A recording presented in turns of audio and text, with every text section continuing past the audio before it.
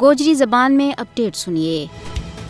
ایک پاس ہے بھارت دنیا کی سب تو بڑی جمہوریت ہون کو دعوے دار ہے اور دوجے پاس ہے اپنے زیر تسلط جموں کشمیر میں غاصب فوج کی طرفوں ظلم و ستم، گرفتاری، چھاپا، محاصرہ، دوران حراست لاپتگی، جعلی چڑپاں اور چادر تے چار دیواری کا تقدس نہ پامال کر کے اپنی جمہوریت کو جنازو کاٹ رہی ہے۔ حالانکہ کئی انسانی حقوق کی عالمی تنظیموں نے کشمیر کی بگڑتی ہوئی صورتحال کا وارہ ماہ باخبر کی ہوا ہے، لیکن اس کے باوجود 10 لاکھ فوج کی موجودگی میں کشمیر دنیا کو سب تو بڑا عسکری زون بن گیا ہے۔ سامعین کرام، ان گرفتاریوں کو بنیادی مقصد حریت پسند کشمیری عوام کی آزادی کی آواز نہ خاموش کرانا ہے۔ بے گناہ لوگوں کی گرفتاری بھارت کی طرف نافذ کیا گیا کالا قوانین افسپا، UAPA اور PSA کے تحت ہو رہی ہیں۔ ان کڑا قوانین کے ذریعے غاصب بھارتی فوج نے کھلی چھوٹ دے دیتی گئی ہے کہ جج جس ویلے جس نہ چاہیں اپنی چنگیزی ہتھکڑیاں ماں جکڑ لیں، انہوں کو کوئی محاسبہ نہیں ہے، بلکہ ان غلیظ کرتوتوں پر انہوں نے پروموشن اور ایوارڈ و ریوارڈوں نوازی جا رہی ہے۔ 5 اگست 2019 تو بعد کشمیر میں سیاسی کارکناں، صحافیاں، دینی رہنماواں، انسانی حقوق کا محافظانہ